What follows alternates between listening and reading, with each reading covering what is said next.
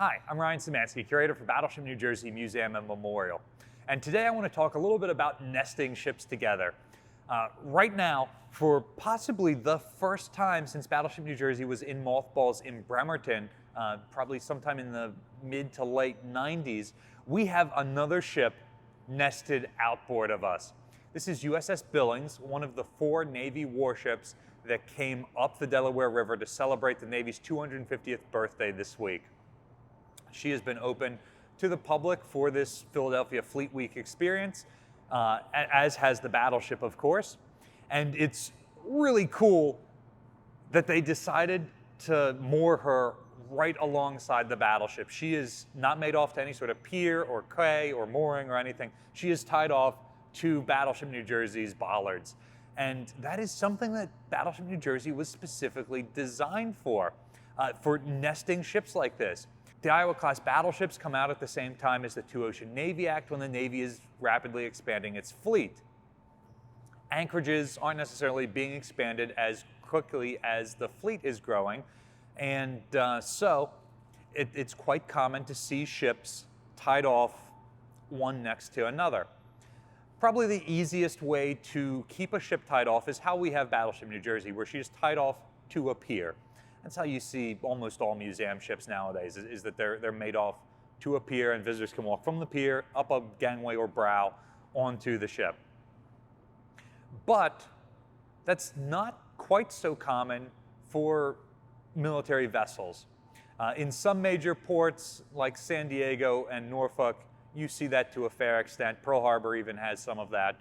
But things like Battleship Row didn't feature piers during World War II, and many of the ships in Pearl Harbor didn't have pier space to tie up to. So look at this overhead shot of Tin Can Alley, where the destroyers and some of the cruisers and their tenders are. Notice that they're just anchored right there in this open part of the harbor, and that they are nested together. They're all bunched together in clusters, usually by division. So an entire division of ships, often with their tender, are tied up right alongside each other. This is especially common for when submarines tie up next to submarine tenders, and that's one of the ways that old diesel submarines got the nickname pig boats, because they're all tied up to their tenders like suckling piglets. Also because it's hot and dirty on those submarines, so the name stuck for a couple of reasons. But this concept of tying ships up together is a pretty old one, but one that the museum hasn't been able to see during our time in operation. So it's very cool to see ships nested like this. If you want to go to a museum that has ships nested, check out Battleship Cove in Fall River, Massachusetts. This famous picture of Battleship New Jersey moored in Bremerton, Washington in the reserve fleet with a bunch of recently decommissioned frigates is probably the last time that she was nested prior to this week. Now, unfortunately, Billings is only here for the week and possibly will be gone by the time that you see this video. But it was really cool for us to get to see it. Now, earlier in the video, I mentioned that Battleship New Jersey is specifically designed for this. There's a couple of features that allow this. One of those features is that her sides are really slab-sided. That allows other ships to sister up to her real close. Like, check out this picture of 3 Iowa-class battleships nested together in the Philadelphia Navy Yard. You can see there's very little spacing between these ships. So it takes a very short gangway to get from one to another. Gangway locations is another one. The Iowa-class battleships have 4 locations for the gangways at the bow and the stern on both the port and the starboard side.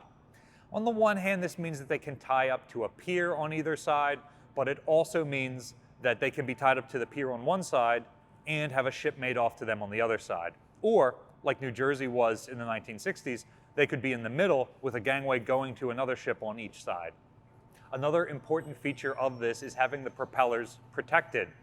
So the Iowa-class battleship sterns overhangs the propellers, which means 2 ships nested together, if one pops the Yokohama fender or whatever and slams into her side, it's not going to tear up that delicate propeller. It's going to bounce into the stern of the ship, which overhangs it. Earlier types of ships often had propeller guards, like this one that we saw on USS Stewart in Galveston, Texas. And that protected the propellers when two ships were nested together.